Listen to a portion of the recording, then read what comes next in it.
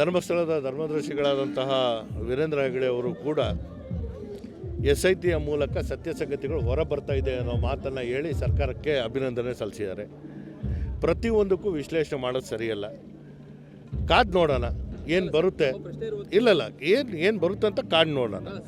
ನಾನು ಹೇಳುವಂಥದ್ದು ಸರ್ವೋಚ್ಚ ನ್ಯಾಯಾಲಯದಲ್ಲಿ PIL ಯಾರೋ ಹಾಕಿದ್ರು, ಆದರೆ ನಮ್ಮ ಮುಂದೆ ಇರುವಂಥದ್ದು ಯಾವಾಗ ಒಂದು ಪವಿತ್ರ ಸ್ಥಾನಕ್ಕೆ ಅಪಮಾನ ಮಾಡುವಂಥದ್ದು, ಅವರ ಮೇಲೆ ಬೆರಳೆತ್ತುವಂಥದ್ದಾಗುತ್ತೆ. ಸತ್ಯ ಸಂಗತಿಗಳು ಹೊರ ಬರಲೇಬೇಕು.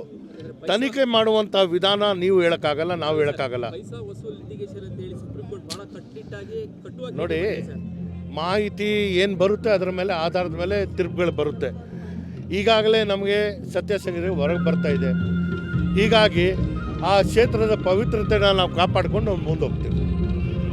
ಧರ್ಮಸ್ಥಳದ ಧರ್ಮದರ್ಶಿಗಳಾದಂತಹ ವೀರೇಂದ್ರ ಹೆಗ್ಗಡೆ ಅವರು ಕೂಡ SITಯ ಮೂಲಕ ಸತ್ಯ ಸಂಗತಿಗಳು ಹೊರ ಬರ್ತಾ ಇದೆ ಅನ್ನೋ ಮಾತನ್ನು ಹೇಳಿ ಸರ್ಕಾರಕ್ಕೆ ಅಭಿನಂದನೆ ಸಲ್ಲಿಸಿದ್ದಾರೆ. ಪ್ರತಿಯೊಂದಕ್ಕೂ ವಿಶ್ಲೇಷಣೆ ಮಾಡೋದು ಸರಿಯಲ್ಲ. ಕಾದು ನೋಡೋಣ ಏನು ಬರುತ್ತೆ.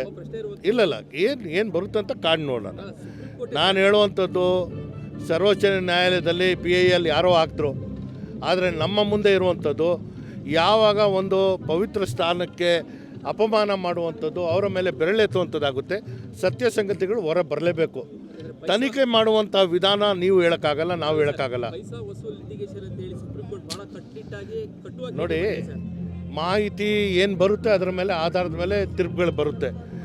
ಈಗಾಗಲೇ ನಮಗೆ ಸತ್ಯ ಸಂಗತಿಗಳು ಹೊರಗೆ ಬರ್ತಾ ಇದೆ. ಹೀಗಾಗಿ ಆ ಕ್ಷೇತ್ರದ ಪವಿತ್ರತೆನ ನಾವು ಕಾಪಾಡಿಕೊಂಡು ಮುಂದೆ ಹೋಗ್ತೀವಿ.